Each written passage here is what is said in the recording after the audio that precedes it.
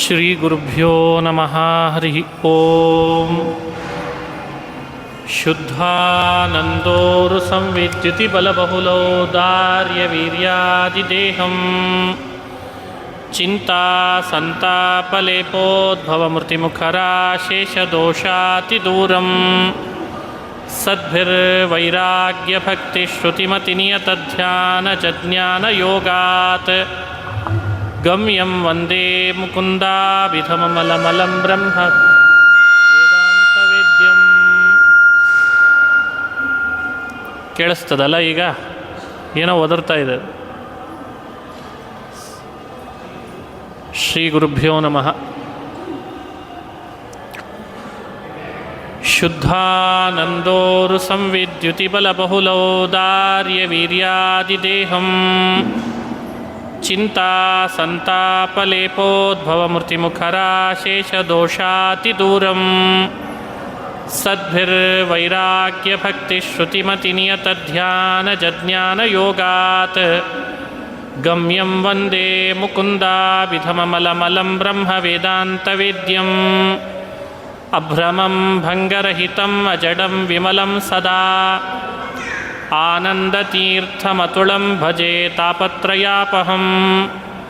ಮೂಕೋಪಿ ಯತ್ಪ್ರಸಾದೇನ ಮುಕುಂದಶಯನಾಯತೆ ರಾಜರಾಜಾಯತೆ ರಿಕ್ತೋ ರಾಘವೇಂದ್ರಂ ತಮಾಶ್ರಯೇ.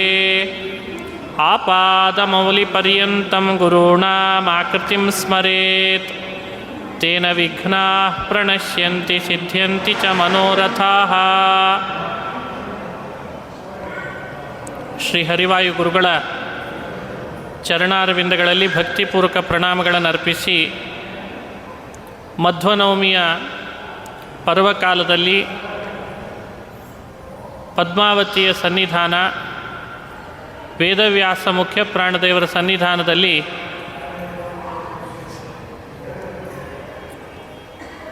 ಮಧ್ವಾಚಾರ್ಯರ ಬಗ್ಗೆ, ಭಗವತ್ಪಾದರ ಬಗ್ಗೆ ಒಂದು 4 ಮಾತುಗಳನ್ನು ವಾಕ್ಶುದ್ಧಿ ಮನಃಶುದ್ಧಿಗಾಗಿ ಹೇಳ್ತಾ ಇದ್ದೇನೆ. ಹಿರಿಯರಾದ ಸುಧಾಕರಾಚಾರ್ಯರನ್ನು ನಮಸ್ಕರಿಸಿ, ನನಗೆ ಸಮಯ ಮೀಸಲು ಮಾಡಿದ್ದಾರೆ. ಅವರು ವಿಶೇಷ ನನ್ನ ಮೇಲೆ ಅಂತಃಕರಣದಿಂದ ಸಮಯ ಮೀಸಲು ಮಾಡಿದ್ದರಿಂದ ಭಗವತ್ಪಾದರ ಚರಿತ್ರೆಯನ್ನು ಹೇಳುವ ಅವಕಾಶ ಸಿಕ್ಕಿದೆ. ಆನಂದ ತೀರ್ಥ ಭಗವತ್ಪಾದರು ಅಂದರೆ ಯಾರು? ಅವರನ್ನು ನಾವು ಹೇಗೆ ಚಿಂತನೆ ಮಾಡಬೇಕು? ಅವರನ್ನು ಕಂಡವರು ಯಾರಾದರೂ ಇದ್ದಾರಾ? ಕಂಡವರು ಏನಾದರೂ ಅವ್ರ ಬಗ್ಗೆ ಮಾತುಗಳನ್ನು ಆಡಿದ್ದಾರಾ ಅನ್ನೋದು ಬಹಳ ಮಹತ್ವ. ಯಾರು ಇತಿಹಾಸ ಪುರುಷರು ಅಂತಾಗಿರ್ತಾರೆ, ಅವರನ್ನೇ ಕಣ್ಣಾರೆ ಕಂಡು ಅವರಿಂದ ಪ್ರಭಾವಿತರಾಗಿ ಅವರ ಬಗ್ಗೆ ಅತಿಶಯೋಕ್ತಿಗಳಿಲ್ಲದೆ ಯಾವುದಾದ್ರೂ ಮಾತುಗಳನ್ನಾಡಿದರೆ ಅದು ನಮಗೆ ಪ್ರಮಾಣ ಅಂತ ಆಗ್ತದೆ, ಆಧಾರ ಅಂತ ಆಗ್ತದೆ. ಹಾಗೆ ಭಗವತ್ಪಾದರನ್ನು ಕಣ್ಣಾರೆ ಕಂಡು ಅವರಿಂದ ಪ್ರಭಾವಿತರಾಗಿ ಅವರ ಬಗ್ಗೆ ಯಾವುದಾದ್ರೂ ಮಾತುಗಳನ್ನಾಡಿದ್ದು ಅಂತ ಇದೆನಾ ಅಂತ ನಾವು ಹುಡುಕಬೇಕು. ಈ ವಿಷಯದಲ್ಲಿ ಆನಂದ ತೀರ್ಥ ಭಗವತ್ಪಾದರನ್ನು ಏನು ಮಾಡಿದೆಪ್ಪ?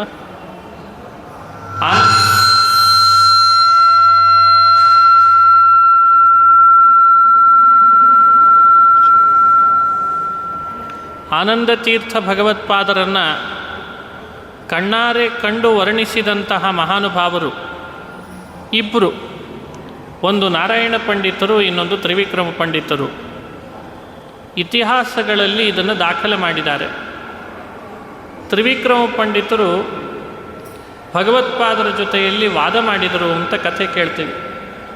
ಎಕೋ ಬೇಡ, ಬೇಸ್ ಬೇಡ, ಎಕೋ ಬೇಡ, ವಾಲ್ಯೂಮ್ ಮಾತ್ರ ಸಾಕು, ಮಾಸ್ಟರ್ ಅಂತ ಇರ್ತದಲ್ಲ ಅದನ್ನೊಂದು ಕೊಟ್ಟರೆ ಸಾಕು. ಕಣ್ಣಾರೆ ಕಂಡು ಅವರನ್ನು ವರ್ಣನೆ ಮಾಡಿದ ಮಹಾನುಭಾವರು ತ್ರಿವಿಕ್ರಮ ಪಂಡಿತರು, ನಾರಾಯಣ ಪಂಡಿತರು.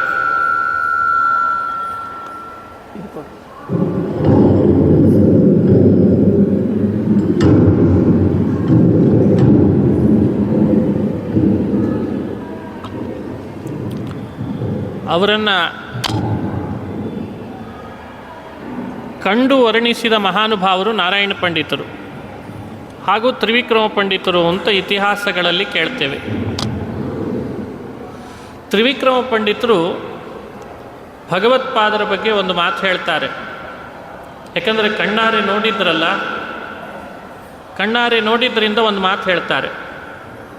ಕ್ಷೀರಾಂಭೋಧಿರ್ವಿಭಿಂದ್ಯಾತ್ ಭವದನಭಿಮತಂ ಭೂರಿಮೇ ಭೂತಿಹೇತು ಶ್ರೀಮದಾನಂದತೀರ್ಥ ಕ್ಷೀರಾಂಭೋಧಿರ್ವಿಭಿಂದ್ಯಾತ್ ಭವದನಭಿಮತಂ ಭೂರಿಮೇ ಭೂತಿಹೇತು. ಇದು ತ್ರಿವಿಕ್ರಮ ಪಂಡಿತರ ಮಾತಿನಲ್ಲಿ ಬಂದದ್ದು. ಆನಂದ ತೀರ್ಥ ಭಗವತ್ಪಾದರು ಅಂದರೆ ಕ್ಷೀರಸಾಗರ ಅಂತಂದರು. ಕ್ಷೀರಸಾಗರ ಎಲ್ಲ ಅಭೀಷ್ಟಗಳನ್ನು ಪೂರ್ಣ ಮಾಡ್ತದೆ. ನಾವು ಪುರಾಣಗಳಲ್ಲಿ ಕಥೆ ಕೇಳ್ತೇವೆ. ಕ್ಷೀರ ಸಮುದ್ರವನ್ನು ಮಥನ ಮಾಡಿದಾಗ ಎಷ್ಟು ಶ್ರೀಮಂತರಾದರು ದೇವತೆಗಳು ಅಂತ. ಕ್ಷೀರ ಸಮುದ್ರ ಮಥಿಸಿದಾಗ ಏನೆಲ್ಲ ಸಂಪತ್ತು ಬಂತು ಅಂತ ಕಥೆ ಕೇಳಿದ್ದೇವೆ. ಲಕ್ಷ್ಮಿ ಬಂದದ್ದು ಕ್ಷೀರ ಸಮುದ್ರದಿಂದ, ಆಕಾಶದಲ್ಲಿ ಚಂದ್ರ ಬಂದದ್ದು ಕ್ಷೀರ ಸಮುದ್ರದಿಂದ, ಕೌಸ್ತುಭ ಅಂತ ಭಗವಂತ ತನ್ನ ಕುತ್ತಿಗೆಯಲ್ಲಿ ಧರಿಸಿರುವಂತಹ ಮಣಿ ಬಂದದ್ದು ಕೂಡ ಕ್ಷೀರ ಸಮುದ್ರದಿಂದ, ಐರಾವತ ಅನ್ನೋ ಆನೆ ಬಂದದ್ದು ಕ್ಷೀರ ಸಮುದ್ರದಿಂದ, ಉಚ್ಚೈಶ್ರವಸ್ಸನ್ನು ಕುದುರೆ ಬಂದದ್ದು ಕ್ಷೀರ ಸಮುದ್ರದಿಂದ.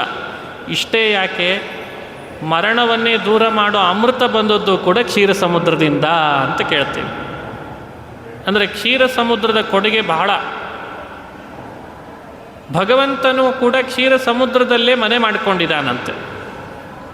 ಅಲ್ಲೇ ಶೇಷನನ್ನು ಹಾಸಿಗೆ ಮಾಡಿಕೊಂಡು ಸದಾ ಪವಡಿಸ್ತಾ ಇದ್ದಾನೆ ಅಂತ ಕಥೆ. ಅಂದರೆ ಕ್ಷೀರ ಸಮುದ್ರದ ಮೇಲೆ ದೇವರಿಗೆ ಎಷ್ಟು ಪ್ರೀತಿ, ಕ್ಷೀರ ಸಮುದ್ರ ಸಮಾಜಕ್ಕೆ ಎಷ್ಟೆಲ್ಲ ಶ್ರೀಮಂತಿಕೆಯನ್ನು ಕೊಟ್ಟಿದೆ, ಈ ವಿವರಣೆಯನ್ನು ಪುರಾಣಗಳಲ್ಲಿ ಕೇಳ್ತೇವೆ.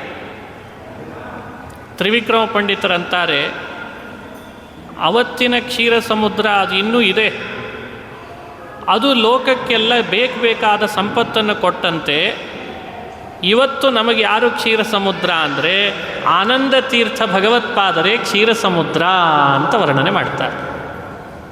ಕ್ಷೀರಾಂಬೋಧಿರ್ವಿಭಿಂದ್ಯಾತ್ ಭವದನಭಿಮತಂ ಭೂರಿಮೇ ಭೂತಿಹೇತು ಅನ್ನೋ ಮಾತಿನ ಅಭಿಪ್ರಾಯ. ಜೀವನದಲ್ಲಿ ಪಡಬಾರದ ಪಾಡುಗಳನ್ನು ಅನುಭವಿಸಿದವರು ನಾವು ನೀವುಗಳೆಲ್ಲ.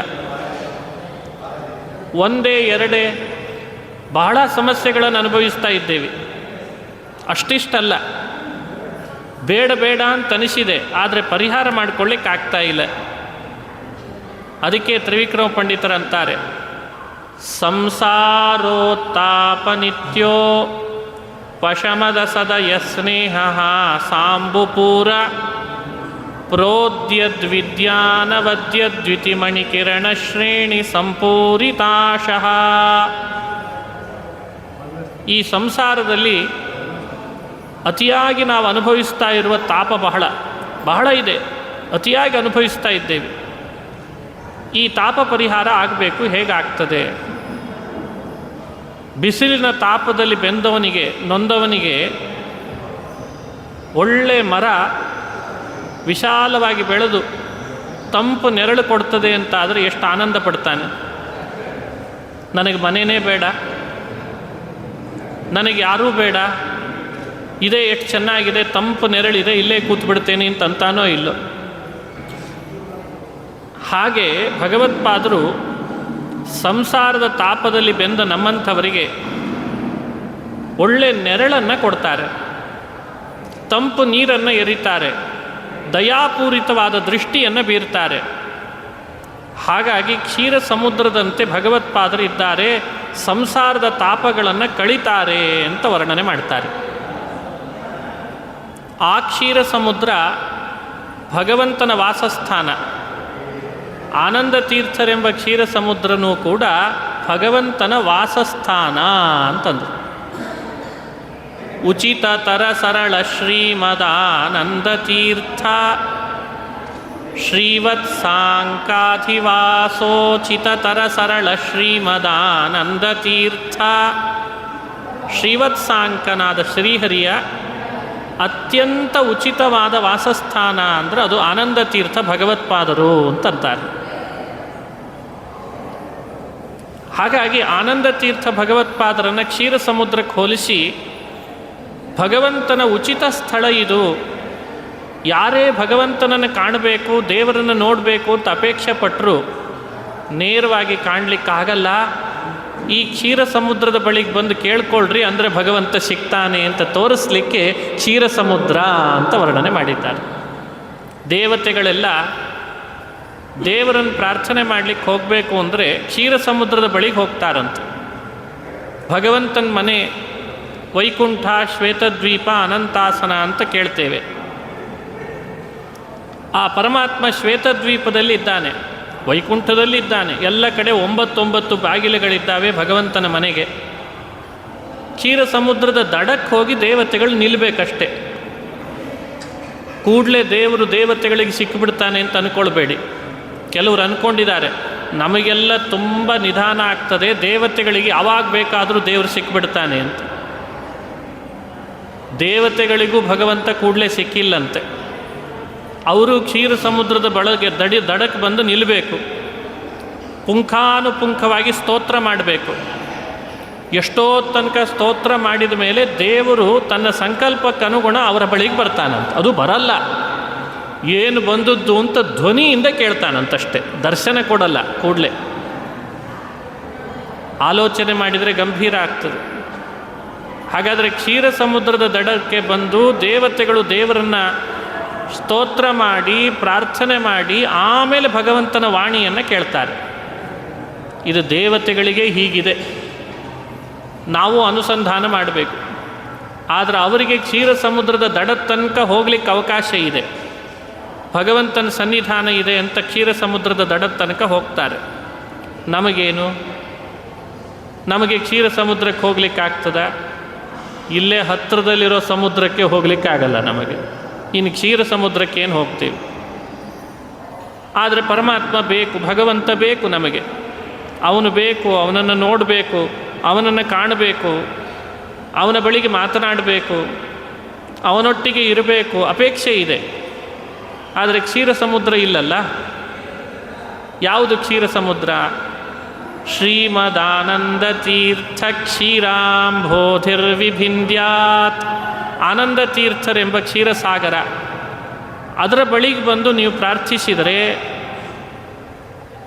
ಭಗವಂತ ಸಿಕ್ಕೇ ಸಿಗ್ತಾನೆ ಅಂತ ತ್ರಿವಿಕ್ರಮ ಪಂಡಿತರು ವಾಯುಸ್ತುತಿಯಲ್ಲಿ ಈ ಮಾತನ್ನು ಆಡಿ ನಮಗೆಲ್ಲ ಸಂದೇಶವನ್ನು ನೀಡ್ತಾರೆ.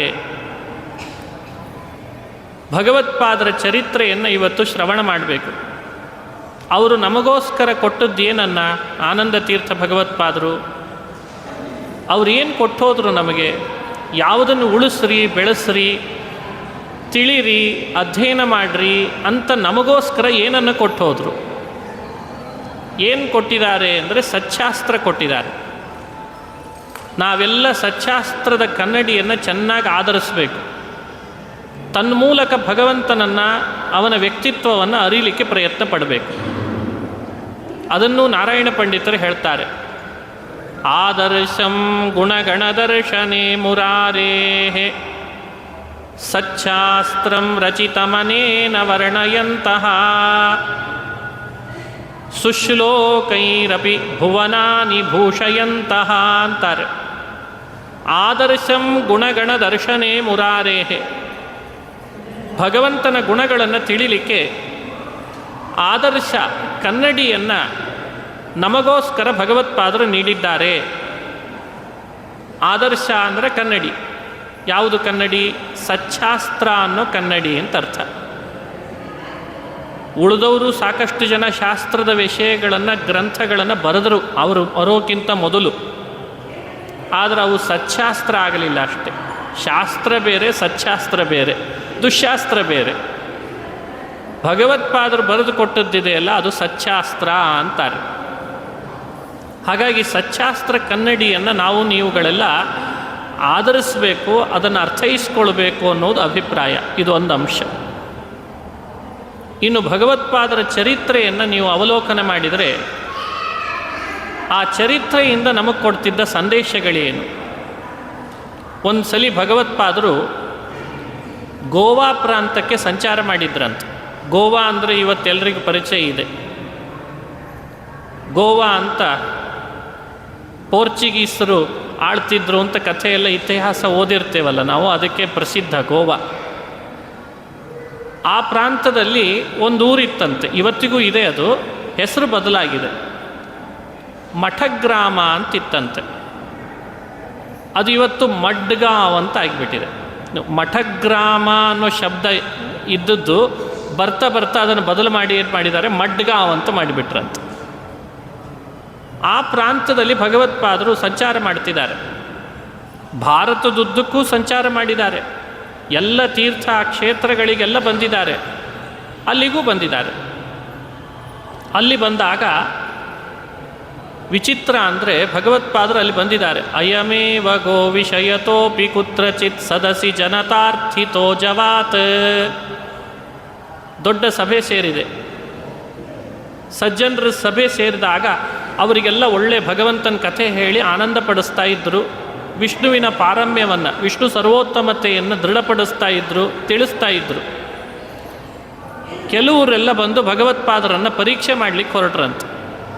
ನಮಗಿವತ್ತು ಪ್ರವಚನ ಮಾಡೋದು ಬೇಡ, ನೀವು ಸಂಗೀತ ಹೇಳ್ರಿ ಅಂತ ಕೇಳಿದ್ರಂತೆ. ಪ್ರವಚನ ಬೇಡ, ಸಂಗೀತ ಹೇಳ್ರಿ ಅಂತ. ಕೆಲವರಿಗಿತ್ತೇನೋ ಇವರಿಗೆ ಸಂಗೀತ ಗಿಂಗೀತ ಬರಲ್ಲ ಅಂತ. ಅದಕ್ಕೆ ಭಗವತ್ಪಾದರು ಸಂಗೀತ ಹೇಳ್ರಿ ಅಂದದ್ದಕ್ಕೆ ಭಗವತ್ಪಾದರು ಅಂತಾರೆ, ಆಯ್ತು ಇವತ್ತು ಪ್ರವಚನಕ್ಕಿಂತ ಸಂಗೀತ ಬೇಕಲ್ವ ಅಂತ ಸಂಗೀತ ಶುರು ಮಾಡಿದ್ರಂತೆ. ಆ ಸಂದರ್ಭದೊಳಗೆ ಭಗವತ್ಪಾದರ ಸಂಗೀತ ಹೇಗಿತ್ತು ಅದನ್ನು ನಾರಾಯಣ ಪಂಡಿತರು ಉಲ್ಲೇಖ ಮಾಡ್ತಾರೆ. ಗಾಂಧರ್ವಶಾಸ್ತ್ರ ನಿಪುಣಂ, ಗಾಂಧರ್ವಶಾಸ್ತ್ರವನ್ನು ಕರತಲಾ ಮೂಲಕ ಮಾಡ್ಕೊಂಡಿದ್ರಂತೆ ಭಗವತ್ಪಾದರು. ಗೋ ವಿಷಯತೋಪಿ ಕುತ್ರಚಿತ್ ಸದಸಿ ಜನತಾರ್ಥಿತೋ ಜವಾತ್ ಪುಷ್ಪಮುತ ಫಲಮೋಹೋ ವಿದಧೆ ಜನಸುಪ್ತಿದ ಅನುಪಮ ಗಾನ ಸಂಪದ ಅಂತ ಉಲ್ಲೇಖ ಮಾಡ್ತಾರೆ. ಒಂದು ಮೋಟ್ ಮರ ಇತ್ತಂತೆ ಆ ಗ್ರಾಮದಲ್ಲಿ. ಮೋಟ್ ಮರ ಅಂದರೆ ಒಣಗೋಗಿತ್ತು. ಇನ್ನೇನಲ್ಲಿ ಎಲೆ ಬರ್ತದೆ, ಹಣ್ಣು ಬರ್ತದೆ, ಹೂ ಬರ್ತದೆ ಅಂತ ಯಾರಿಗೂ ನಿರೀಕ್ಷೆನೂ ಇರಲಿಲ್ಲ. ಜನ ಕೂತ್ಕೊಂಡು ಇವರು ಗಾನ ಕೇಳ್ತಾ ಇದ್ದಾರೆ. ಎಲ್ಲರೂ ಕುಳಿತು ಕೇಳುವಾಗ ಆ ಮೋಟ್ ಮರದೊಳಗೆ ಚಿಗುರು ಹೊಡಿತಂತೆ. ಚಿಗುರು ಹೊಡೆದು ಎಲೆ ಬಿಡ್ತಂತೆ, ಹೂ ಬಿಡ್ತಂತೆ, ಹಣ್ಣು ಬಿಟ್ಬಿಡ್ತಂತೆ. ಅಂದರೆ ಸಂಗೀತದ ಶಕ್ತಿ ಎಷ್ಟು, ಸಂಗೀತದ ಶಕ್ತಿ ಎಷ್ಟು ಅನ್ನೋದನ್ನು ನಾವು ಭಗವತ್ಪಾದರ ಸಂಗೀತದಿಂದ ಆದ ಆ ಬೆಳವಣಿಗೆ, ಆ ಪ್ರಭಾವವನ್ನು ನೋಡಿ ತಿಳಿಬಹುದು. ಇಂಥ ಗಾನ ಸಂಪತ್ತು ಭಗವತ್ಪಾದರಿಗಿತ್ತು, ಇಂಥ ಗಾಂಧರ್ವ ವಿದ್ಯೆಯ ತಿಳುವಳಿಕೆ ಭಗವತ್ಪಾದರಿಗಿತ್ತು. ಆದರೆ ಒಂದು ಅವರಲ್ಲಿ ಇಲ್ಲದೇ ಇದ್ದದ್ದೇನು ಅಂದರೆ ಅದನ್ನು ಅವರು ಮಾರಾಟಕ್ಕಿಟ್ಟಿರಲಿಲ್ಲ ಅನ್ನೋದನ್ನು ನೆನಪಿಟ್ಕೋಬೇಕಷ್ಟೆ. ಇವತ್ತು ಸಂಗೀತ ಬಹಳ ಜನರಿಗೆ ಬರ್ತದೆ, ಆದರೆ ಎಲ್ಲೋ ಒಂದು ಕಡೆಯಿಂದ ಅದನ್ನೇನು ಮಾಡಲಿಕ್ಕೆ ಶುರು ಮಾಡಿದ್ದಾರೆ, ಸಿಕ್ಕಿದೆ ಎಲ್ಲ ಸಂಗೀತ ವಿದ್ಯೆ ಅಂತ ಅದನ್ನೂ ನಾವು ಮಾರಾಟದ ವಸ್ತು ಮಾಡ್ಕೊಂಡ್ಬಿಟ್ಟಿದ್ದೇವೆ. ಅದು ದೇವರನ್ನು ಪ್ರೀತಿಪಡಿಸಲಿಕ್ಕೆ, ಭಗವಂತನನ್ನು ಗಾನ ಮಾಡಲಿಕ್ಕೆ ಆಗಬೇಕೇ ಹೊರತು ಅದು ವ್ಯಾಪಾರದ ವಸ್ತು ಆಗಬಾರ್ದು. ಗಾಂಧರ್ವಶಾಸ್ತ್ರ ಆ ರೀತಿಯಾಗಿ ನಿಪುಣ್ಯ ಪಡೆದ್ರು ಅದನ್ನು ಜನಗಳಿಗೆಲ್ಲ ಚೆನ್ನಾಗಿ ಗಾನ ಮಾಡಿ ಆನಂದಪಡಿಸಿ ಸುಪ್ತಿದ ಒಳ್ಳೆ ನಿದ್ರೆಗೆ ಜಾರುವಂತೆ ಸಂಗೀತವನ್ನು ಹಾಡ್ತಿದ್ರಂತೆ ಭಗವತ್ಪಾದರು. ಸಂಗೀತದ ಶಕ್ತಿ ಅದು. ನಿಜವಾಗಲೂ ಸಂಗೀತ ಯಾರು ಅಲ್ಲ, ಕೆಲವೊಮ್ಮೆ ಉಪನ್ಯಾಸ ಕೂತಾಗಲೂ ನಿದ್ರೆ ಬರ್ತದೆ, ಅದು ಬೇರೆ ಮಾತು. ಮತ್ತು ಎಂಥ ಉಪನ್ಯಾಸ ಮಾಡಿದ್ರಿ ಅವರು, ಏನು ಮಾಡಿದರು, ವಿಷಯ ಏನು ಹೇಳಿದರು ಅಂದರೆ ಏನೋ ಶುರು ಮಾಡಿದ ಕೂಡಲೇ ಮಲಗಿದ್ವಿ, ಗಂಟೆ ಬಾರಿಸಿದ ಮೇಲೆ ಎದ್ವಿ ಅಂತಂತಾರೆ. ಅಲ್ಲ, ಆ ಥರದ್ದು ಉಪನ್ಯಾಸವೂ ನಿದ್ರೆ ಬರೋ ಹಾಗಿರ್ತದೆ. ಅದನ್ನು ಹೇಳಲಿಕ್ಕೆ ಹೊರಟಿಲ್ಲ. ಭಗವತ್ಪಾದರ ಸಂಗೀತ ಅಷ್ಟು ಅದ್ಭುತವಾಗಿತ್ತು ಅಂತ, ಅಷ್ಟು ಅದ್ಭುತವಾಗಿತ್ತಂತೆ. ಅಂಥ ಸಂಗೀತ ಶಾಸ್ತ್ರ ಇದು ಅವರಿಗೆ ಕರಗತ. ಯೋಗ ಸಿದ್ಧಿ ಇತ್ತಂತೆ ಭಗವತ್ಪಾದರಿಗೆ, ಯೋಗದ ಸಿದ್ಧಿ. ಅವರು 32 ಲಕ್ಷಣ ಭರಿತ ದೇಹ. 32 ಲಕ್ಷಣ ಭರಿತ ದೇಹ ಅಂದರೆ ಅದು ವಾಯು ಪದವಿ, ಬ್ರಹ್ಮ ಪದವಿಯಲ್ಲಿ ಬರೋರಿಗೆ ಮಾತ್ರ ಇರುವಂಥದ್ದು. ಅಂಥ ಸಲ್ಲಕ್ಷಣ ಭರಿತವಾದ ದೇಹ ಭಗವತ್ಪಾದರ ಆ ಆಕೃತಿಯನ್ನು ನಾವು ಸ್ಮರಣೆ ಮಾಡಬೇಕು. ಇವತ್ತು ವಿಶೇಷವಾಗಿ ಹೃದಯದಲ್ಲಿ ಮಧ್ವಾಚಾರ್ಯರನ್ನು ಸ್ಮರಣೆ ಮಾಡಬೇಕಾದ್ರೆ ಗುರುಣಾಂ ಆಕೃತಿಂ ಸ್ಮರೇತ್. ಎಂಥ ಆಕಾರ! ನಮ್ಮ ಗುರುಗಳಾದ ಆನಂದ ತೀರ್ಥ ಭಗವತ್ಪಾದರ ಆಕಾರ ಎಂಥದ್ದು, ಆ ಮುಖ ಎಂಥದ್ದು, ಮಂದಹಾಸ ಎಂಥದ್ದು ಅಂದರೆ 32 ಲಕ್ಷಣ ಭರಿತವಾದ ದೇಹ ಅಂತವತ್ತು. ಅಷ್ಟು ಅದ್ಭುತವಾದ ದೇಹ. ಎತ್ತರ ಎಷ್ಟು? ಭಗವತ್ಪಾದರ ಎತ್ತರ ಎಷ್ಟು?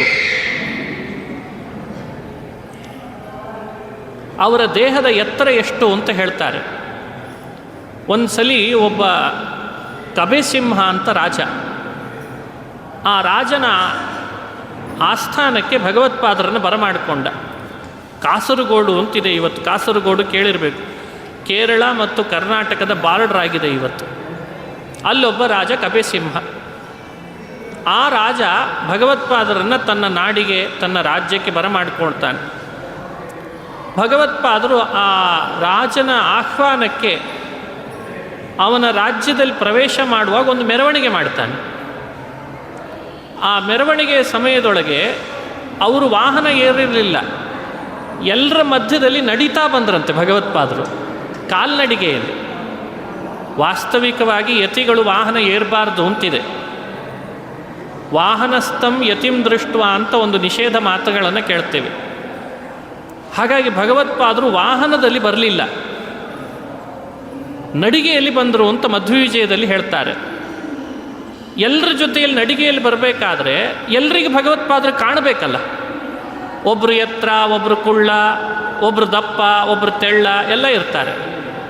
ಭಗವತ್ಪಾದರು ಕಾಣಬೇಕಲ್ಲ. ಅದಕ್ಕೆ ಭಗವತ್ಪಾದರ ವರ್ಣನೆ ಮಾಡ್ತಾ ನಾರಾಯಣ ಪಂಡಿತರಂತಾರೆ, ಅವತ್ತಿನ ಕಾಲದ ಎಷ್ಟು ಜನ ಅಲ್ಲಿ ಸೇರಿದ್ರೋ, ಉಭಯ ಗ್ರಾಮ ಜನ ಪರೇಚ, ಎಷ್ಟೋ ಗ್ರಾಮದ ಜನಗಳು ಸೇರಿದ್ರೂ ಕೂಡ ಅವರ ಎದೆಯ ಮೇಲ್ಭಾಗ ಎಲ್ರಿಗೂ ಕಾಣಿಸುವಷ್ಟು ಎತ್ತರ ಭಗವತ್ಪಾದರು ಇದ್ದರು ಅಂತ ವರ್ಣನೆ ಮಾಡ್ತಾರೆ. ಅಂದರೆ ಮನುಷ್ಯಮಾನದಲ್ಲಿ ಎಲ್ಲರ ಎತ್ತರಕ್ಕಿಂತಲೂ ಮೇಲ್ಭಾಗದ ಎತ್ತರ ಭಗವತ್ಪಾದರು ಇದ್ರಂತೆ, 32 ಲಕ್ಷಣ. ಹಾಗಾಗಿ ದೂರದಿಂದ ನೋಡಿದರೂ ಅವ್ರ ಮುಖ ಕಾಣಬೇಕು, ಹತ್ತಿರದಿಂದ ನೋಡಿದರೂ ಅವ್ರ ಮುಖ ಕಾಣಬೇಕಂತೆ. ಅಂಥ ಸಲ್ಲಕ್ಷಣ ಭರಿತರಾಗಿ ಭಗವತ್ಪಾದರು ಇದ್ರಂತೆ. ಒಂದು ಸಲ ಎಲ್ಲೋ ಒಂದು ಸಂದರ್ಭದೊಳಗೆ ತಿರುವನಂತಪುರ ಅಂದರೆ ಕೇರಳ, ಅಲ್ಲಿ ಒಂದು ಲಕ್ಷಣಶಾಸ್ತ್ರದಲ್ಲಿ ಚರ್ಚೆ ಶುರು ಆಯ್ತಂತೆ. ಲಕ್ಷಣಶಾಸ್ತ್ರ ಅಂತ. ಲಕ್ಷಣಶಾಸ್ತ್ರ ಅಂದರೆ ನೀವು ಕೇಳಿರ್ಬೇಕಲ್ಲ, ಸಾಮುದ್ರಿಕ ಶಾಸ್ತ್ರ, ಲಕ್ಷಣಶಾಸ್ತ್ರ ಅಂತೆಲ್ಲ ಇರ್ತದೆ. ಅಂದರೆ ಪುರುಷನಿಗೆ ಲಕ್ಷಣ, ಸ್ತ್ರೀಗೆ ಲಕ್ಷಣ ಅಂತ ದೇಹದೊಳಗೆ ಯಾವ್ಯಾವ್ದು ಏನೇನಿರಬೇಕು ಅಂತ. ಇವತ್ತಿದೊಂದು ದೊಡ್ಡ ವಿಷಯ ಇದು. ಬಹುಶಃ ಇಲ್ಲಿರೋರಿಗೆ ಗೊತ್ತಿದೆ ಇಲ್ಲೋ ಗೊತ್ತಿಲ್ಲ, ಅದು ಬೇರೆ. ಈಗ ಒಂದು ಹೆಣ್ಣು, ಆ ಹೆಣ್ಣಿನ ದೇಹದಲ್ಲಿ ಹೇಗಿರಬೇಕು ಸೌಂದರ್ಯ. ಒಂದು ಗಂಡು ಅಂದರೆ ಆ ಗಂಡಿನ ದೇಹದೊಳಗೆ ಕಣ್ಣು ಎಷ್ಟಿರಬೇಕು, ಕಾಲು ಎಷ್ಟಿರಬೇಕು, ಉಗುರು ಎಷ್ಟಿರಬೇಕು, ಕೂದಲು ಎಷ್ಟಿರಬೇಕು, ಹುಬ್ಬು ಎಷ್ಟಿರಬೇಕು, ಮೂಗು ಎಷ್ಟಿರಬೇಕು ಅಂತ ಒಂದು ಲಕ್ಷಣ ಇದೆ. ಈಗಿಂದೆಲ್ಲ ಸ್ವಲ್ಪ ಟ್ರೆಂಡ್ ಚೇಂಜ್ ಆಗಿದೆ. ಹಳೆತನ್ನ ಈಗಿನವ್ರು ಬಿಟ್ಬಿಡ್ತಾರೆ. ಆದರೆ ಅದೊಂದು ಸಾಮುದ್ರಿಕ ಶಾಸ್ತ್ರ ಇದೆ, ಲಕ್ಷಣಶಾಸ್ತ್ರ ಇದೆ. ಭಗವತ್ಪಾದರ ಬಗ್ಗೆ ಕೇರಳದ ಪ್ರಾಂತದಲ್ಲಿ ಕೆಲವರೆಲ್ಲ ಪ್ರತಿಮೆಗಳನ್ನು ಮಾಡುವ ಲಕ್ಷಣಶಾಸ್ತ್ರಜ್ಞರಿದ್ದರಂತೆ. ಅವರು ತಮ್ಮ ಪಾಠ ಮಾಡಬೇಕಾದ್ರೆ ಶಿಷ್ಯರಿಗೆಲ್ಲ ಒಂದು ಮಾಡೆಲ್ ತೋರಿಸ್ಬೇಕಲ್ಲ.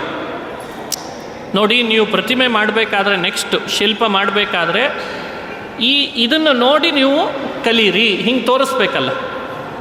ಅವರು ಹೇಳ್ತಿದ್ರಂತೆ ಆವಾಗ, ಇನ್ಮೇಲಿಂದ ನೀವು ಶಿಲ್ಪ ಮಾಡಬೇಕು, ಮೂರ್ತಿ ಮಾಡಬೇಕು ಅಂದರೆ ಬೆರಳುಗಳು, ಉಗುರು, ಕಣ್ಣು, ದೇಹ ಹೇಗಿರಬೇಕು ಅನ್ನಲಿಕ್ಕೆ ಇವರನ್ನು ತೋರಿಸಿ ಲಕ್ಷಣ ಮಾಡಿಸ್ತಿದ್ರಂತೆ.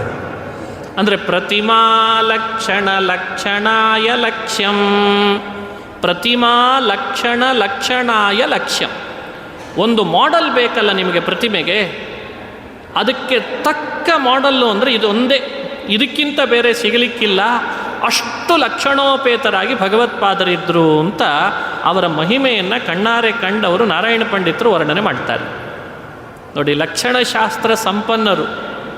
ಮೇಲಾಗಿ ಲಕ್ಷಣಶಾಸ್ತ್ರದ ದೃಷ್ಟಾಂತ, ಲಕ್ಷಣಶಾಸ್ತ್ರ ತಿಳಿದವರೂ ಹೌದು, ಲಕ್ಷಣಶಾಸ್ತ್ರವನ್ನು ಅದರಂತೆ ಇದ್ದವರೂ ಹೌದು. ಯೋಗಶಾಸ್ತ್ರ ಬಲ್ಲವರು ಹೌದು. ಒಂದು ದೇವಸ್ಥಾನ, ಆ ದೇವಸ್ಥಾನ ನರಸಿಂಹದೇವರ ದೇವಸ್ಥಾನ. ನರಸಿಂಹದೇವರಿಗೆ ಪ್ರದಕ್ಷಿಣೆ ಬರಬೇಕು, ದೇವಸ್ಥಾನದಲ್ಲಿ ಗರ್ಭಗುಡಿಗೆ ಪ್ರದಕ್ಷಿಣೆ ಬರಬೇಕು. ಭಗವತ್ಪಾದರು ಆ ದೇವಸ್ಥಾನದ ಒಳಗೆ ಬಂದರು, ಪ್ರದಕ್ಷಿಣೆ ಹಾಕಬೇಕಾಗಿದೆ, ಜನರೆಲ್ಲ ಸೇರಿದ್ದಾರೆ. ಒಬ್ಬ ಬ್ರಹ್ಮಚಾರಿ ಬಂದಂತೆ, ಬ್ರಹ್ಮಚಾರಿ ಮಾಣಿ ಭಗವತ್ಪಾದರಿಗೆ ನಮಸ್ಕಾರ ಮಾಡಿದ. ಅವನು ನಮಸ್ಕಾರ ಮಾಡುವಾಗಲೇ ಅವನಿಗೇನೋ ಒಂದು ಆಸೆ ಇದೆ ಅಂತ ಗೊತ್ತಾಯಿತು. ಏನು ಅಂತ ಕೇಳಿದರು. ಏನಲ್ಲ, ನಿಮ್ಮನ್ನು ಹೆಗಲ ಮೇಲೆ ಹೊರಬೇಕು ಅಂತ ಆಸೆ ಇದೆ ಅಂತಂದಂತೆ.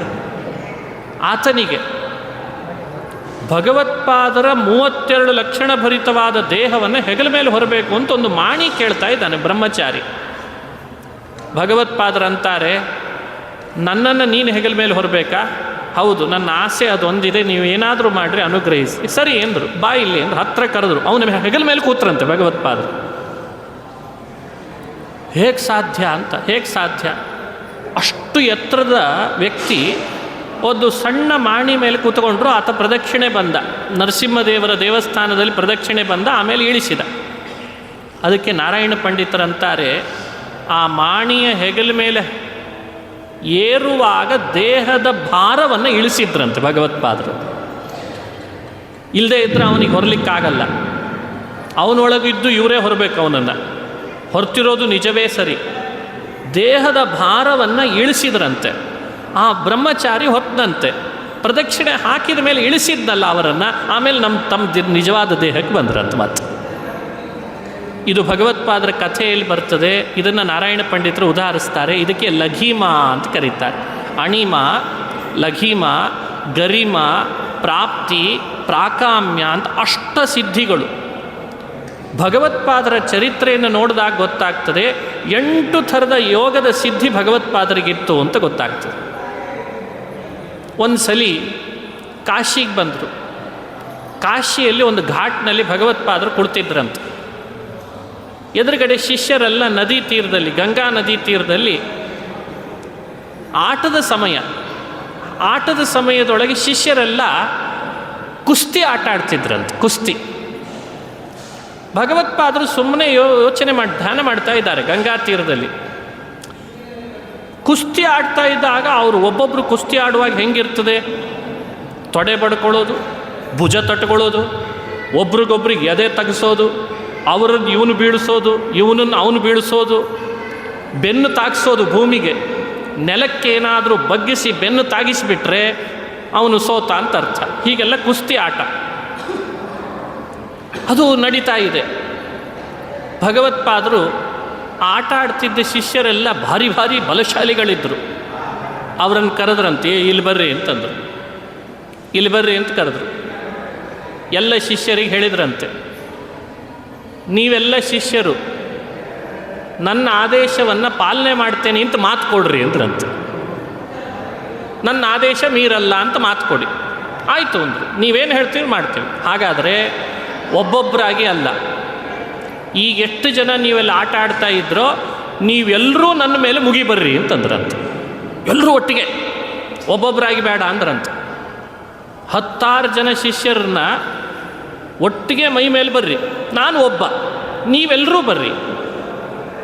ಅಪ್ಪಿ ತಪ್ಪಿ ಯಾರಾದರೂ ನಾನು ಗುರು ಅನ್ನೋ ಕಾರಣಕ್ಕೆ ಶಕ್ತಿ ಕಡಿಮೆ ಮಾಡಿ ಏನಾದರೂ ನನ್ನ ಮೇಲೆ ಬಂದ ಅಂದರೆ ನನ್ನ ಆದೇಶ ಮೀರಿದಂಗೆ ಅಂತ ಹೇಳಿಬಿಟ್ರಂತೆ. ಶಿಷ್ಯರಂದರು, ನಿಮ್ಮ ಆದೇಶ ಏನು ಮೀರಲ್ಲ, ನೀವು ಹೇಳ್ದ ಹಾಗೆ ಮಾಡ್ತೀವಿ, ಬರ್ತೀವಿ ಗುರುಗಳೇ ಅಂತ ಒಟ್ಟಿಗೆ ಅವ್ರ ಮೇಲೆ ಮುಗಿಬಿದ್ರಂತೆ. ಎಲ್ಲರೂ ಮುಗಿಬಿದ್ದರೆ ಭಗವತ್ಪಾದರು ತಮ್ಮ ಕೈಯನ್ನು ಹಿಡಿದ್ರಂತೆ. ಅವರಿಗೆ ಅಡ್ಡವಾಗಿ ಕೈ ಹಿಡಿದ್ರು. ಒಬ್ಬನಿಗೂ ಅವರ ಕೈಯನ್ನು ಅಳಗಾಡಿಸ್ಲಿಕ್ಕೆ ಆಗ್ತಾ ಇಲ್ಲ. ಎಲ್ಲರೂ ಮುಗಿ ಬೀಳ್ಲಿಕ್ಕೆ ಬರ್ತಿದ್ದಾರೆ, ಒಟ್ಟಿಗೆ ಮೈ ಮೇಲೆ ಬಿದ್ದಿದ್ದಾರೆ, ಆದರೆ ಅವ್ರ ಕೈಯನ್ನು ಏನೂ ಮಾಡಲಿಕ್ಕಾಗಲಿಲ್ಲ. ಆಮೇಲೆ ಭಗವತ್ಪಾದರಿಗೆ ಗೊತ್ತಾಯಿತು ಇವ್ರ ಕೈಯಲ್ಲಿ ಆಗಲ್ಲ ಅಂತ.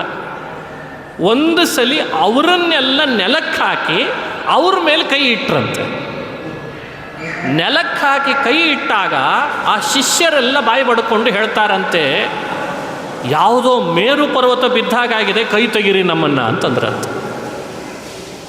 ಸೌಮೇರವಂ ಗೌರವಮಾವಹಂತಿ ತವಾಂಗಮಂಗಾಂಗುಲಯಶ್ಚ ನೋಂಗೆ ಸೌಮೇರವಂ ಗೌರವಮಾವಹಂತಿ ಅಂತಾರೆ.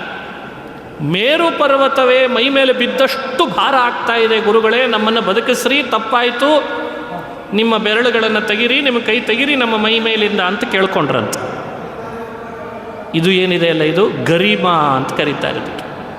ಲಘಿಮಾ ಗರಿಮಾ ಅಂತ. ಅಂಥ ಅಪಾರವಾದ ಶಕ್ತಿ ಅವರಿಗೆ. ಜಲಸ್ತಂಭನ ಬರ್ತಿತ್ತು, ಅಗ್ನಿಸ್ತಂಭನ ಬರ್ತಿತ್ತು. ಅಗ್ನಿಸ್ತಂಭನ, ಜಲಸ್ತಂಭನ ಅಂತ 64 ವಿದ್ಯೆಗಳಲ್ಲಿ ಇವನ್ನೆಲ್ಲ ಉದಾಹರಿಸಿದ್ದಾರೆ. ಅದು ಬರ್ತಿತ್ತು. ದೇಹದಲ್ಲಿದ್ದ ಬಲ ಊಹಿಸಲಿಕ್ಕೆ ಸಾಧ್ಯ ಇಲ್ಲ, ಅಷ್ಟು ಬಲಶಾಲಿಗಳಂತೆ ಭಗವತ್ಪಾದರು, ಅಂಥ ಬಲಶಾಲಿಗಳು. ಆದರೆ ಸನ್ಯಾಸ ಧರ್ಮಕ್ಕೆ ಚ್ಯುತಿ ಬರಬಾರ್ದು ಅಂತ ಒಬ್ಬರ ಮೇಲೂ ಕೈ ಮಾಡಲಿಲ್ಲ ಅಂತ. ಇದು ನಮಗೆ ಕೊಡುವ ಸಂದೇಶ.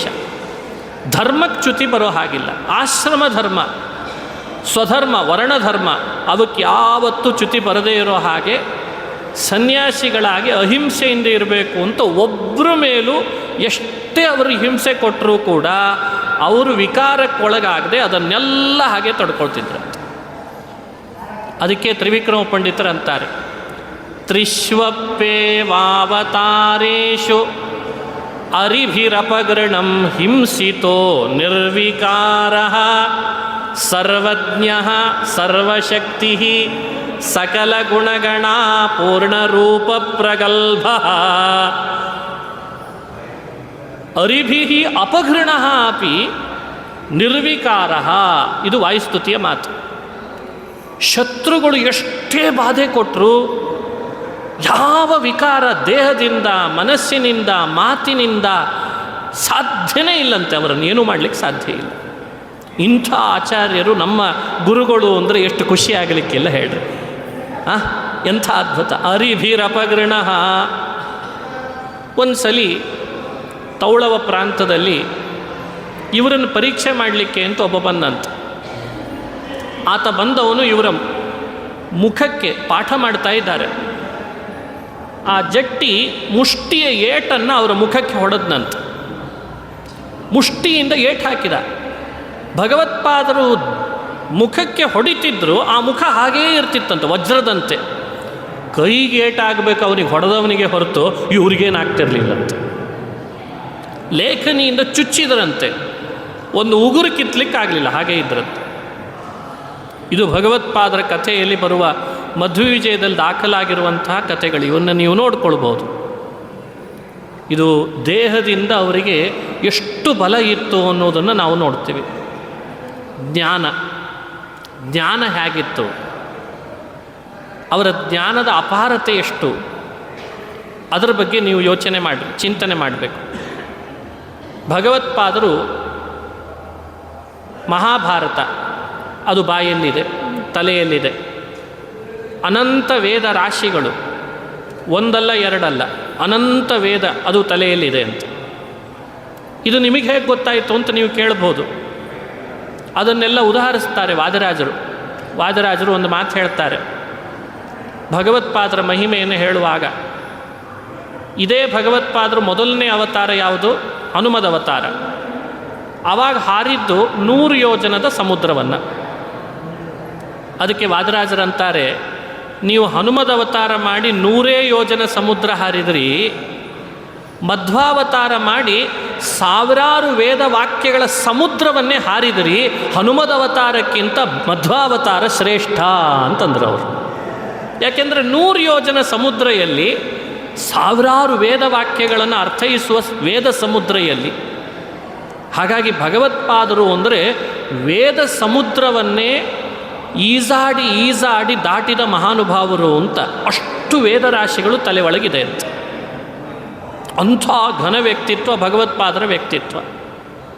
ಈಗ ಭಗವಂತನನ್ನು ಪರಿಚಯಿಸಬೇಕಲ್ಲ, ಲೋಕಕ್ಕೆಲ್ಲ ಭಗವಂತ ಯಾರು, ಹೇಗಿದ್ದಾನೆ, ನಮಗೂ ಆ ಪರಮಾತ್ಮನಿಗೂ ಇರುವ ಸಂಬಂಧ ಏನು, ನಮ್ಮ ಸೃಷ್ಟಿ ಯಾಕಾಯಿತು, ನಮ್ಮಿಂದ ನಡಿಬೇಕಾದ ಕರ್ತವ್ಯಗಳೇನು, ನಾವು ಅವನನ್ನು ಹೇಗೆ ಶರಣು ಹೋಗಬೇಕು, ಈ ವಿಷಯಗಳೆಲ್ಲ ತಿಳಿಬೇಕಲ್ಲ ನಮಗೆ.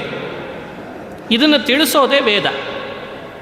ಅಂಥ ವೇದಗಳನ್ನು ಭಗವತ್ಪಾದರ ಕಾಲದಲ್ಲಿ ಅದು ಮತ್ತು ಅವರಿಗೆ ಮುಂಚೆ ಅದಕ್ಕಿಂತ ಪೂರ್ವದಲ್ಲಿ ಏನು ಅರ್ಥೈಸಬೇಕು ಅಂಥೇಳಿ ಗೊತ್ತಾಗದೇ ಇರೋ ಹಾಗೆ ವ್ಯಾಖ್ಯಾನ ಮಾಡಿ ಇಟ್ಬಿಟ್ಟಿದ್ರಂತೆ. ಮಧ್ವಾವತಾರ ಆದಾಗ ಆ ಎಲ್ಲ ವೇದಗಳಿಗೂ ಒಂದು ಕನ್ಸ್ಟ್ರಕ್ಟಿವ್ ವರ್ಕ್ ಅಂತ ಕರೀತಾರೆ ಅದಕ್ಕೆ.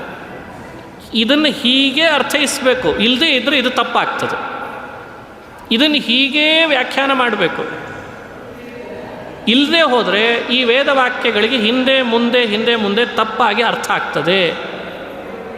ಹೀಗೆ ವೇದಗಳನ್ನು ವ್ಯಾಖ್ಯಾನಿಸುವ ಅತ್ಯದ್ಭುತ ಕೌಶಲ ನಾವು ಭಗವತ್ಪಾದರಲ್ಲಿ ನೋಡ್ತೀವಿ. ವೇದ ವ್ಯಾಖ್ಯಾನ ಕೌಶಲ ಅವರಲ್ಲಿ ಮಾತ್ರ ಇದು. ಅದಕ್ಕೆ ಅವರ ಬಗ್ಗೆ ಹೇಳ್ತಾರೆ ವೇದ ಪ್ರವಚನಾಚಾರ್ಯ ಅಂತಾರೆ ಅವರನ್ನು.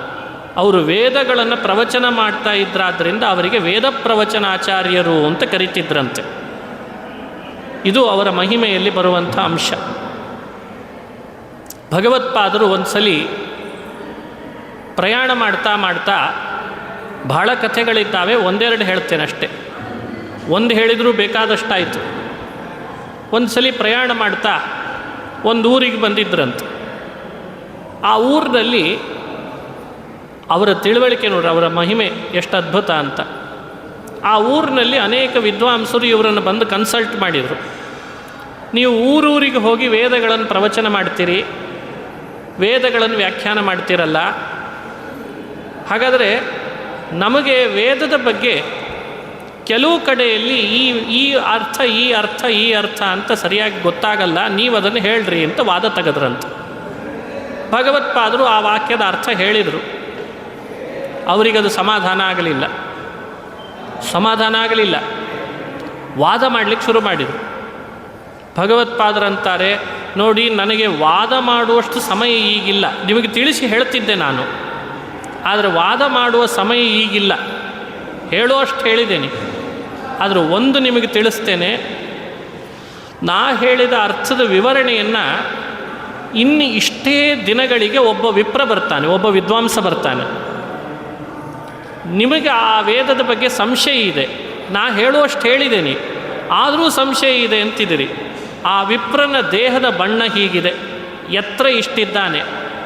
ಆ ವಿಪ್ರ ಇದೇ ಎತ್ತರದ ಇಷ್ಟೇ ಮೈ ಬಣ್ಣದ ವ್ಯಕ್ತಿ ಬಂದಾಗ ಅವನನ್ನು ನೀವು ಕೇಳ್ರಿ, ಅವನು ವಿವರಣೆ ಕೊಡ್ತಾನೆ, ನಿಮಗೆ ಸಮಾಧಾನ ಆಗ್ತದೆ ಅಂತ ಹೇಳಿ ಮುಂದೆ ಹೋಗಿಬಿಟ್ರಂತ. ಒಂದು ಸಲ ಸ್ವಲ್ಪ ದಿನ ಕಳೀತು, ಅವರೆಲ್ಲ ಪ್ರತೀಕ್ಷೆ ಮಾಡ್ತಾಯಿದ್ರು.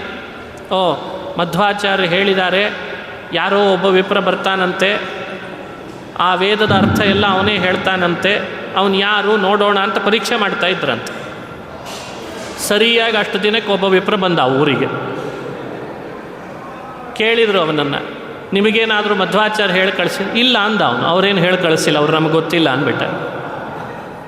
ಇವರು ಹೋಗಿದ್ದಾರೆ, ಕಮ್ಯುನಿಕೇಷನ್ ಇಲ್ಲ ಅವರಿಗೂ ಇವರಿಗೂ. ಆದರೆ ಅವರು ಈ ವಿಷಯದ ಬಗ್ಗೆ ನಿಮ್ಮನ್ನು ಕೇಳಬೇಕು ಅಂದಾಗ, ಈ ವಿಷಯನ ನಾ ಹೇಳ್ತೀನಿ ಅಂತ ಎಲ್ಲ ವಿಷಯ ಹೇಳಿಬಿಟ್ಟಂತೆ. ಅವರಿಗೆ ಸಮಾಧಾನ ಆಗುವ ಹಾಗೆ ಅವರ ಪ್ರಶ್ನೆಗಳಿಗೆಲ್ಲ ಉತ್ತರ ಕೊಟ್ಟು ಎಲ್ಲ ವಿಷಯವನ್ನು ಪರಿಚಯ ಮಾಡಿಸಿದ್ದಂತೆ ವೇದದ ಬಗ್ಗೆ.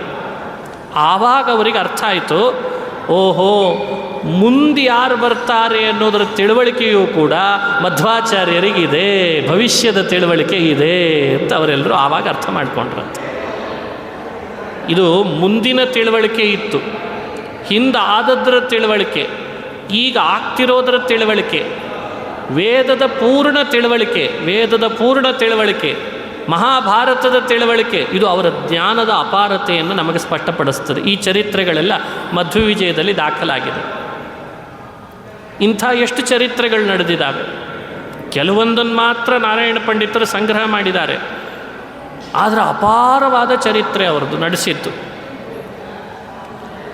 ಭಗವತ್ಪಾದರು ನಮಗೆ ಕೊಟ್ಟ ಸಂದೇಶಗಳು ಕೂಡ ಬಹಳ ಇದ್ದಾವೆ. ಅದರಲ್ಲಿ ಒಂದು ಸಂದೇಶವನ್ನಾದರೂ ಚಿಂತನೆ ಮಾಡೋಣ. ಅವರು ಹೇಳ್ತಾರೆ, ತದಲಂ ಬಹುಲೋಕ ವಿಚಿಂತನಯ ಪ್ರವಣಂ ಕುರು ಮಾನಸಮೀಶ ಪದೇ ಯತತೋಪಿ ಹರೇಃ ಪದ ಸಂಸ್ಮರಣೆ ಸಕಲಂ ಹ್ಯಘಮಾಶುಲಯಂ ವ್ರಜತಿ. ತದಲಂ ಬಹುಲೋಕ ವಿಚಿಂತನಯ ಅಂತಾರೆ. ಎಲ್ಲ ಸಜ್ಜನರನ್ನು ಕುರಿತು ಅವರು ಕೊಟ್ಟ ಸಂದೇಶ ಎಷ್ಟು ಅದ್ಭುತ ನೋಡಿ. ಅಲಂ ತದಲಂ, ಅದನ್ನು ಸಾಕು ಮಾಡು, ಅವರು ಕರೆ ಕೊಡ್ತಾ ಇದ್ದದ್ದು. ಅದನ್ನು ಸಾಕು ಮಾಡು. ಯಾವುದನ್ನು ಸಾಕು ಮಾಡು? ಈ ಲೋಕದಲ್ಲಿ ನಡೀತಾ ಇರುವ ಲೌಕಿಕ ಚರ್ಚೆಯನ್ನು ಸಾಕು ಮಾಡು ಅಂದ್ರಂತ. ಲೋಕ ವಿಚಿಂತನಯ ಅಲಂ ನೋಡಿ, ಅವರು ಕೊಟ್ಟ ಕರೆ ಎಂದೂ ಮರಿಬಾರ್ದು ಇದನ್ನು. ಒಂದು ಹಂತ ಆದಮೇಲೆ, ಜೀವನದಲ್ಲಿ ಒಂದು ಹಂತ ಆದಮೇಲೆ ಅತಿಯಾದ ಲೌಕಿಕ ಯೋಚನೆಗಳನ್ನು ಮಾಡೋದು ಬಿಡಬೇಕಂತೆ. ಏನೋ ಒಂದು ಹಂತಕ್ಕೆ ಅನಿವಾರ್ಯ ಮಾಡಲೇಬೇಕು, ಆದರೆ ಒಂದು ಹಂತ ಆದಮೇಲೆ ಆದರೂ ಅದನ್ನು ಬಿಡಲೇಬೇಕಂತ. ತದಲಂ ಬಹುಲೋಕ ವಿಚಿಂತನಯ, ಈ ಲೋಕದ ಚಿಂತೆ ಚರ್ಚೆಗಳನ್ನು ಹೆಚ್ಚು ಮಾಡಬೇಡ, ಅದನ್ನು ಸಾಕು ಮಾಡು ಅಂತಂದ್ರಂತ. ಸಾಕು ಮಾಡು ಅಂತ ಹೇಳುವಾಗ ಮತ್ತೆ ಹೇಳ್ತಾರೆ, ಮತ್ತೇನು ಮಾಡಬೇಕು? ಮತ್ತೇನು ಮಾಡಬೇಕಾಗಾದರೆ? ಅದಕ್ಕೆ ಅವರಂತಾರೆ ಭಗವತ್ಪಾದರು, ಪ್ರವಣಂ ಕುರು ಮಾನಸಮೀಶಪದೇ,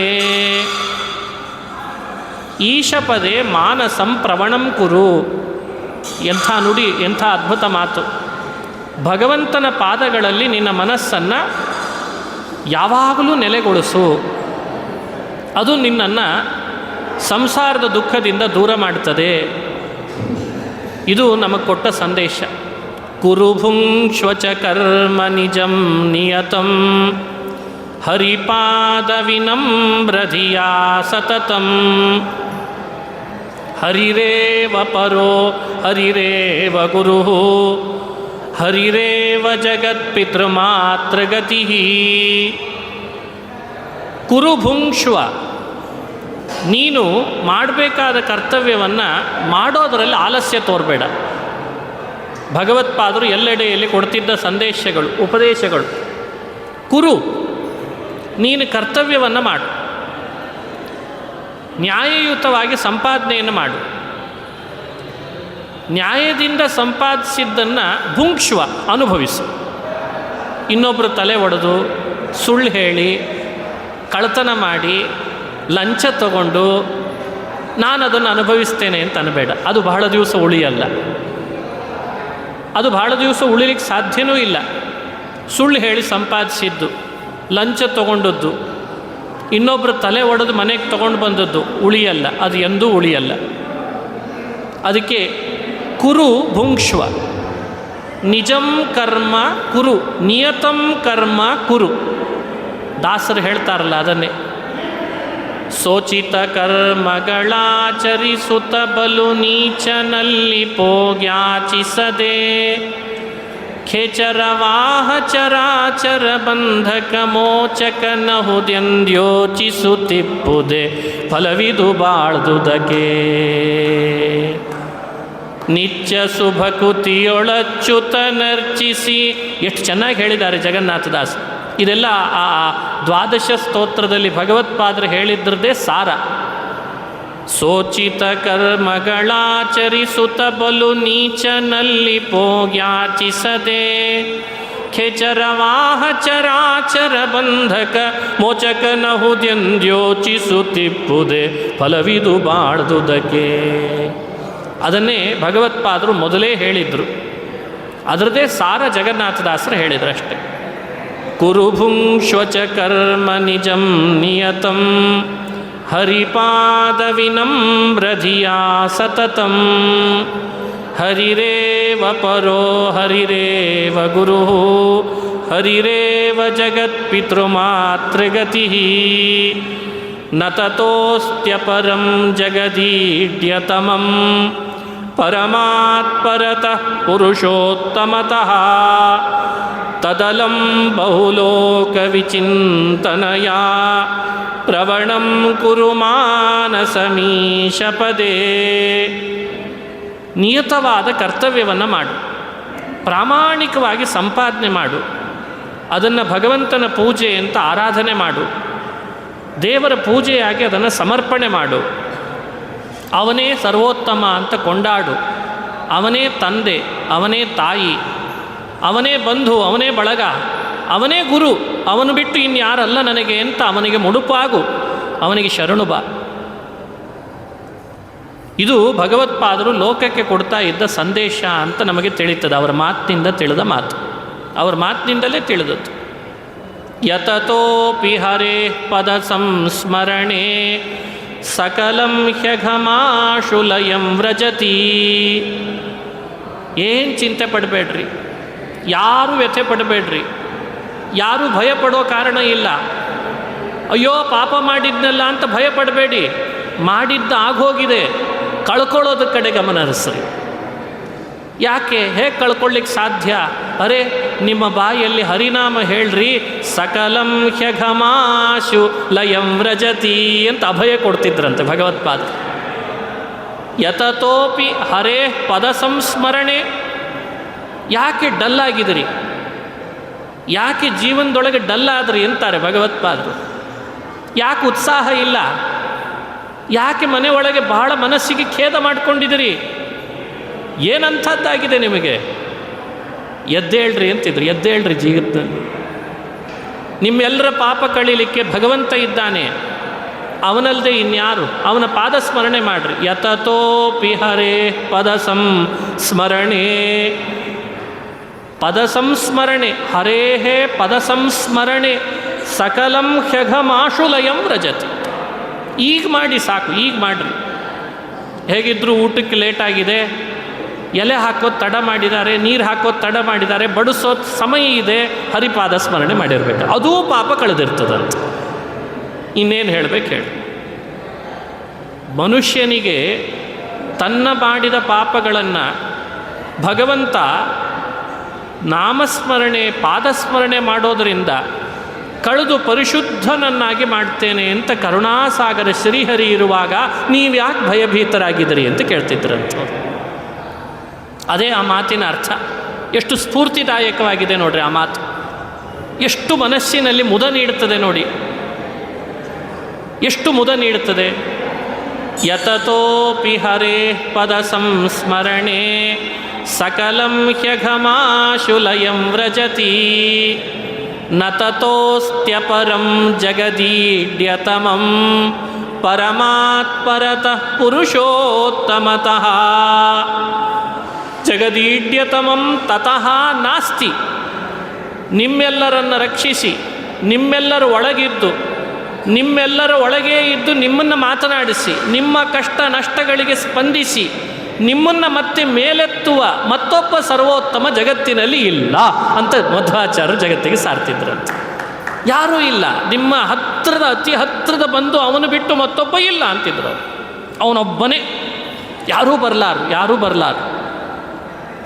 ಮಡದಿ ಬರಲಾರು, ಯಜಮಾನ ಬರಲಾರ, ಮಕ್ಕಳು ಬರಲಾರರು, ಮಕ್ಕಳು ಬರಲ್ಲ, ಬಂಧುಗಳು ಬರಲ್ಲ, ಸ್ನೇಹಿತರು ಬರಲ್ಲ, ಸಂಪಾದಿಸಿದ ಹಣ ಬರಲ್ಲ, ನಮ್ಮೊಟ್ಟಿಗೆ ಮಾತಾಡಿಸಲ್ಲ, ಅದು ನಮ್ಮ ಕಷ್ಟಗಳಿಗೆ ಸ್ಪಂದಿಸಲ್ಲ.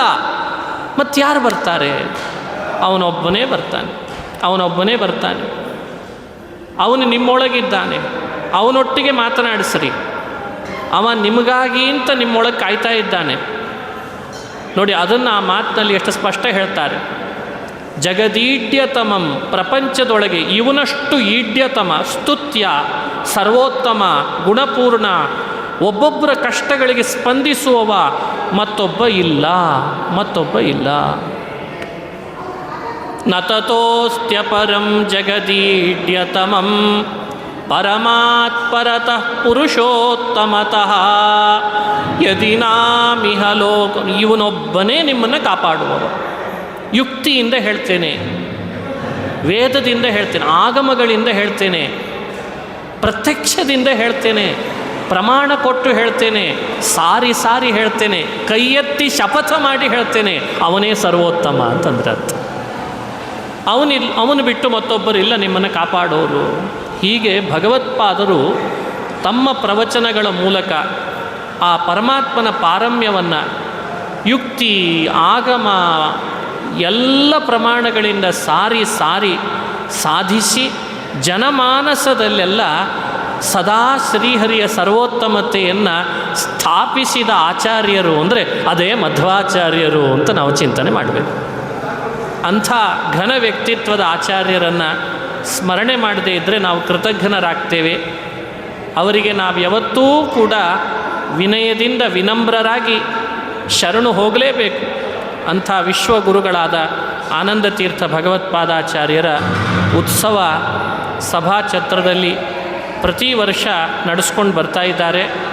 ನನಗೆ ಕೆಲವು ದಿನಗಳ ಹಿಂದೆ ನಮ್ಮ ಮನೋಹರವರು ಫೋನ್ ಮಾಡಿ, ಆಚಾರ್ಯ ಈ ಸಲ ಮತ್ತೆ ನೀವೇ ಬರಬೇಕು. ನಾನು ಅಂದೆ, ಒಬ್ಬನೇ ಬೇಡ, ಬೇರೆ ಬೇರೆ ವಿದ್ವಾಂಸರನ್ನು ಕರೆಸ್ರಿ ಅಂತ ಹೇಳಿದೆ. ಇಲ್ಲ ನೀವೇ ಬರಬೇಕು ಅಂತ ಅಷ್ಟು ಅಭಿಮಾನದಿಂದ ನನ್ನನ್ನು ಬರಮಾಡಿಕೊಂಡ್ರು. ಅವರಿಗೂ ಈ ಮಧ್ವನವಮಿಯ ಉತ್ಸವ ನಡೆಸ್ತಾ ಇರುವ ಸಮಿತಿಯ ಎಲ್ಲ ಸದಸ್ಯರಿಗೂ ಕೂಡ ಮಧ್ವಾಚಾರ್ಯರ ಅನುಗ್ರಹ ಆಗಲಿ ಅಂತ ಈ ಸಂದರ್ಭದಲ್ಲಿ ಕೋರ್ತಾ, ಈ ಕಾರ್ಯದಲ್ಲಿ ಭಾಗವಹಿಸಿದ ಎಲ್ಲ ತಮ್ಮನ್ನು ಕೂಡ ಅಭಿನಂದಿಸಿ, ಏನು 4 ಮಾತನ್ನು ನಿಮ್ಮ ಜೊತೆಯಲ್ಲಿ ಹಂಚಿಕೊಂಡಿದ್ದೇನೆ. ಗುಣಗಳನ್ನು ಸ್ವೀಕಾರ ಮಾಡಿರಿ. ಮಧ್ವರ ಅನುಯಾಯಿಗಳಾಗಿ ಅವರ ಪರಂಪರೆಯಲ್ಲಿ ಬಂದು ನಾವೆಲ್ಲರೂ ಅವರಂತೆ ಅವರು ಹೇಳಿದ ದಾರಿಯನ್ನು ಅನುಸರಿಸಿ ಹೋಗೋಣ ಅಂತ ಹೇಳ್ತಾ 2 ಮಾತನ್ನು ಮುಕ್ತಾಯ ಮಾಡ್ತೇನೆ.